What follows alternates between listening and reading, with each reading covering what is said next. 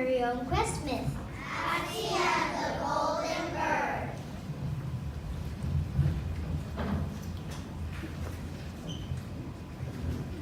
First, you're going to need a hero. Not just any hero, they need to be brave, courageous, and wise with a special power or weapon.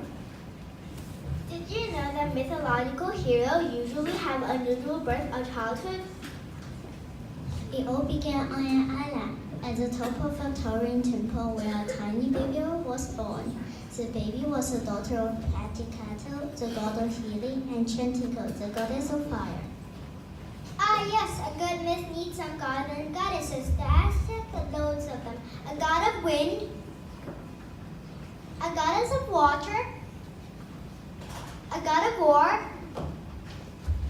and many, many more. Happily, the gods and goddesses shared whilst the baby was named Daci, and Pachycato and Chantico watched as she grew into a beautiful, brave, wise goddess. The day Axie turned 11, a war broke out between the gods and the underworld. It was too dangerous for her to stay, so her parents took her to a cave deep within the woods.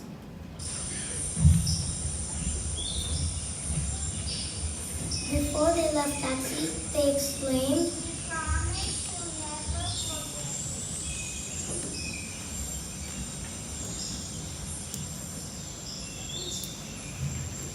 So now would be a great place to add a little magic. Great myths always have some magic in them. Before her parents left, they bestowed upon her a special gift. Chantico, the goddess of fire, gave her the power to control lightning. What a great hero! Well, in the quest myth, the hero has gone on a journey to find something. That's what quest means, a long journey to find a special object.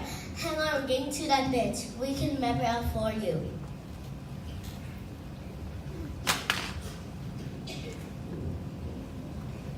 Now Axie was alone. She spent time reading and one day read a story about a magical golden bird which lived at the top of the Oxyptol mountain. It was said that the golden bird had the power to bring peace to any nations and more. So she set out on her quest. After walking for 7 days and 7 nights, she came across a vast ocean.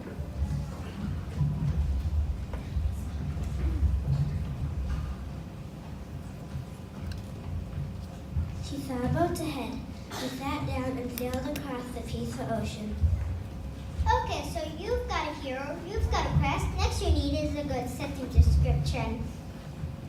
For this, you're going to need some expanded noun phrases, some descriptive adjectives, and remember to describe what you could hear, touch, smell, and taste. Maybe similes or two as well.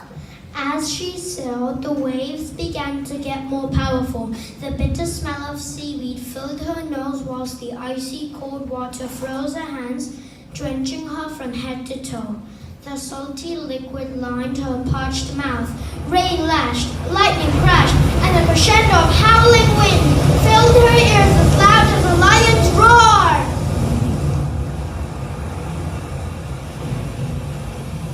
Okay, so you've got a hero, you've got a quest, you've got a setting description. Now you've got to introduce an obstacle. An obstacle? Yeah, something that blocks you and stops you from making progress. Eventually, an enormous wave toppled a tiny boat, and Axie fell into the sea. Desperately, she tried to cling on, but waves pushed the boat further and further away. All alone, panicking and rich, she could see something in the distance. It was A snark was an enormous creature, half snake, half shark, with beautiful golden fins, and it was heading straight for her. Hang on, what's a shark? That's not real! Oh yeah, I forgot to say that myths have mythical creatures in them. Haven't you heard of the Minotaur? The Phoenix?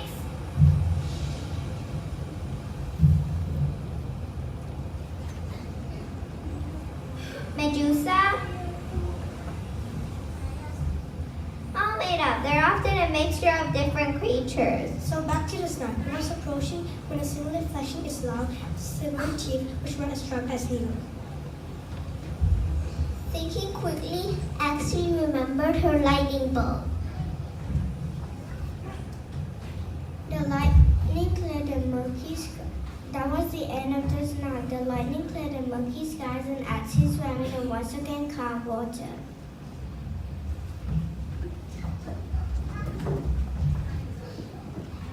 As she neared the shore, she could see an enormous forest stretching in front of her. Dark clouds circled above her and cast eerie shadows through the leaves. She trudged onwards warily. She walked for another 7 days, 7 nights, until eventually she saw Froggy Mountain rising above her.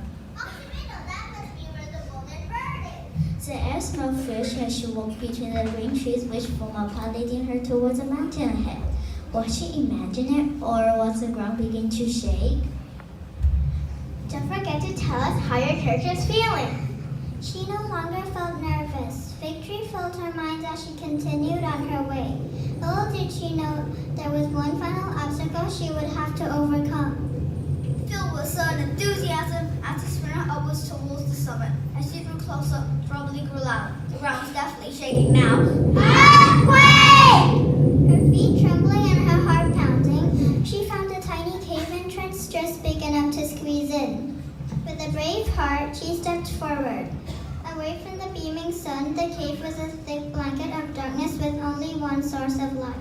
The light was coming from a huge nest, in the center which was an egg which shined brightly like a diamond. The egg began to crack. From it came. The shaking stopped suddenly. Effie held out her hand and the bird flew down to her. She had a long journey home, back through the forest and across the sea to where her mom and dad were waiting for her. She handed over the golden bird and smiled as she knew she had brought peace to the island.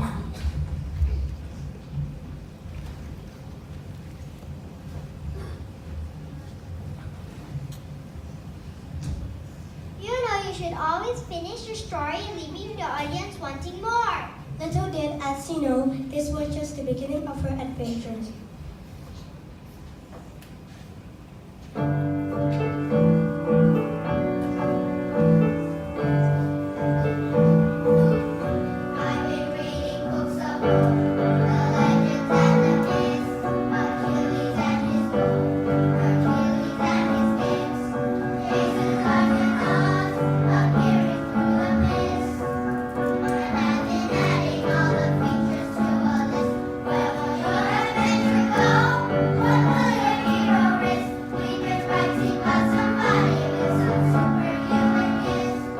Somebody gotta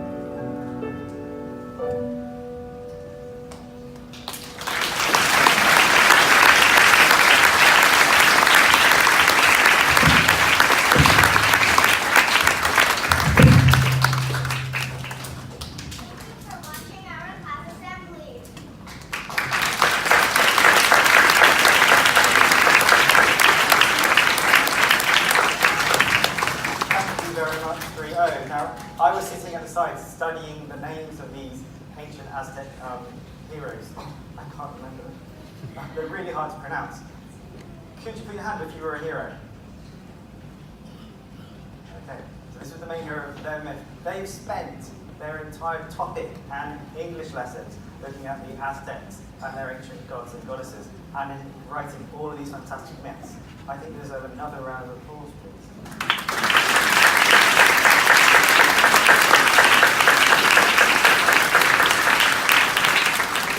Okay, so we need to get the gods, the goddesses, the sea creatures, the heroes, and the villains all off the stage nice and safely. Let's see if we can do like the practice, because we're going to start our achievement awards. So 3 let's part the scene.